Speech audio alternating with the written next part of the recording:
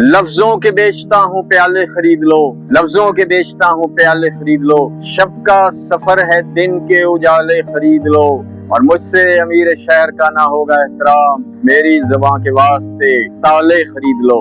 दानिश मैं फिक्र मर्द से मुतलिक हूँ बेनियाज, मैं जानता हूँ मौत है सुन्नत रसूल की। आप सोच रहे होंगे ये यकायक में बहुत सारे शेर पढ़ने लगा, तो जनाब आज ये मैं शेर इसलिए पढ़ने लगा कि आज मैं ऐसे शख्स की कब्र पे आया हूँ जिसने पूरे पाकिस्तान को बोलना सिखाया। शेर व शायरी का वो बादशाह थे, और वो खुद कहते थे शेर चल के मेरे पास एक दफा आ जाता है फिर वो मेरा ही हो जाता है। और जनाब वो कौन थे आप अंदाजा लगा लेंगे। देखती आंखों सुनते कानों तुम्हें तारिक अजीज का सलाम पहुंचे। ये हैं जनाब जिनकी आवाज 40 साल हमारे घरों में गूंजती रही। एक बड़ी खूबसूरत आवाज, एक बड़ी खूबसूरत शख्सियत। और आज मैं अली ब्लॉक गार्डन टाउन के कब्रिस्तान में आया कि यहाँ तारिक अजीज फातिहा भी पढ़ सकूं। और हम जब पढ़ते थे हमने शेर व शायरी, जनरल नॉलेज ये तारिक अजीज साहब से सीखा। तारिक अजीज 1936 में जालंधर में पैदा हुए, जब अभी पाकिस्तान आजाद नहीं हुआ था, और इनके वालिद का नाम था मियां अब्दुल अजीज पाकिस्तानी। जब पाकिस्तान बन गया तो ये जालंधर से काफिले में आए। इनका पूरा खानदान आके और आबाद हो गया साहिवाल, जिसे उस वक्त मिंटगुमरी कहा जाता था। और तारिक अजीज उनके अंदर बड़ी क्रिएशन थी, इल्म अदब के बड़े शदाई थे। सो अपने जोश और वलवले को लेकर वो लाहौर आ गए, और लाहौर में आके फिर उन्होंने अपनी जिंदगी की जद्दोजहद का आगाज किया। यहाँ उनको बहुत सख्त हालात से गुजरना पड़ा, फुटपाथ पे भी रहना पड़ा, और बड़ी सख्तियां बर्दाश्त करते 1961 में ये रेडियो पाकिस्तान में आ गया। आवाज खूबसूरत थी, लहजा खूबसूरत था, और बहुत मुताला भी था। सो रेडियो पाकिस्तान में आए ये, और अपनी पहचान इन्होंने बना ली तारिक अजीज साहब। तो जब इन्होंने पहचान जनाब बना ली तो 1964 में टेलीविजन आया, और टेलीविजन का जो पहला बैच था उसमें तारिक अजीज साहब को भी सिलेक्ट कर लिया गया। और उस वक्त जो सिलेक्शन थी बड़ी मुश्किल थी, उस जमाने के लोग बड़े पढ़े लिखे और आला किस्म के लोग थे। सो उन्होंने तारिक अजीज का जब आवाज का टेस्ट लिया और इनसे बातचीत की तो तारिक अजीज को सिलेक्ट कर लिया गया, और जो अव्वलीन अनाउंसर थे वो जनाब ये तारिक अजीज साहब। जब एक मंजूर हुआ प्रोग्राम नीलाम घर, ये बहुत बड़ा एक प्रोग्राम था उस जमाने में, फैसला फिर तारिक अजीज साहब के लिए हुआ, तारिक अजीज को इसका मेजबान बनाया जाए। नीलाम घर शुरू हुआ, तारिक अजीज की वजह से मशहूर हुआ। तारिक अजीज ने इसमें बहुत सारी चीजें जो है ना उनकी क्रिएशन थी उस प्रोग्राम में, जहाँ वो मालूमाती प्रोग्राम था, वहाँ शेर व अदब को लेके आए, वहाँ नगमों को लेके आए, वहाँ लोगों को लेके आए।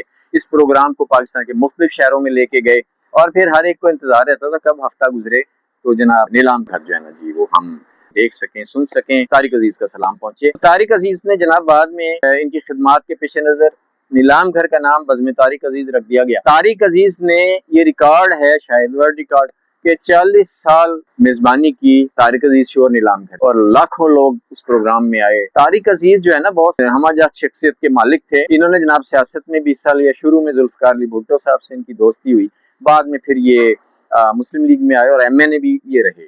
इसके अलावा इन्होंने जनाब फिल्मों में भी तारिक अजीज साहब ने काम किया, और ज्यादा इनका मोहब्बत और इश्क जो था ना वो टीवी से था, और जनरल नॉलेज ये लोगों तक पहुंचाया, और लोग फिर मालूमात हासिल करने लगे इस प्रोग्राम की बदौलत। हम खुद जब कॉलेज यूनिवर्सिटी में पढ़ते तो फिर हम शेर व शायरी नीलाम घर को देख के हमें भी शौक हुआ कि हम शायरी जो है ना पढ़ें, हम अशार पढ़ें, हम मुख्तलिफ किताबें पढ़ें। तो ये तारिक अजीज साहब की शख्सियत, एक असल में बात यह है कि ये कौमी शख्सियत तारिक अजीज की, पाकिस्तान की तारीख का नामवर लोगों का मुताला करें तो तारिक अजीज एक बिल्कुल मुनफरिद शख्सियत। इन्होंने इस प्रोग्राम के जरिए बहुत सारी चीज़ों, ट्रेंड सेटर थे, इन्होंने बहुत सारी चीज़ें जो है ना पाकिस्तान में मुतारिफ कराई और अपना एक नाम जो है ना वो पैदा किया।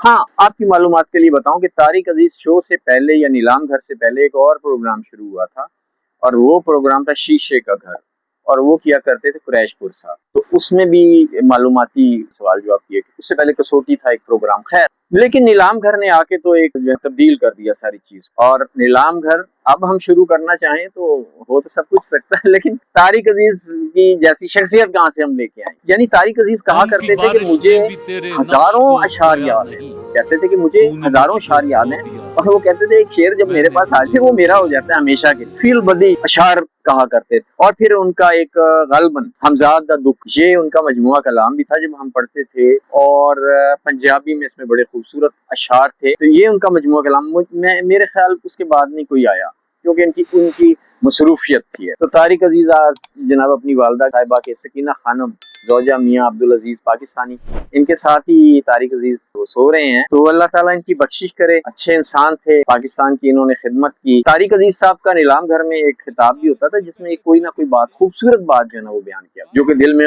اتر جاتی۔ سو اس حوالے سے انہوں نے اچھی باتیں لوگوں تک پہنچائیں، اور لوگ جو بھی عمل کریں گے اس کا ثواب ان کو پہنچے گا۔ عظیم نامہ چینل کا مقصد جو ہے وہ یہی ہے کہ ہم اچھی باتیں آپ تک پہنچائیں، اور یہاں پہ لانے کا مقصد یہ ہے کہ دیکھو طارق عزیز ساہیوال سے اٹھا تھا بالکل پیدل، اور وہ یہاں لاہور جیسے شہر میں آیا جہاں ان کو کوئی جانتا نہیں تھا، وہیں لاہور شہر میں پھر انہوں نے جناب کوششیں کاوشیں کی، اور وہی لاہور سارا کیا انہیں پاکستان پورا جاننے لگا۔ تو میں عظیم الرحمان صدیقی اور چینل عظیم نامہ، اسے آپ سبسکرائب کریں اور کمنٹس میں ہم سے بتائیں ہم کیسا چل رہے ہیں، مزید آپ کو کون سی ویڈیوز چاہیے، اور یہ آپ کا اپنا چینل، اسے فروغ۔ بہت شکریہ، اللہ حافظ۔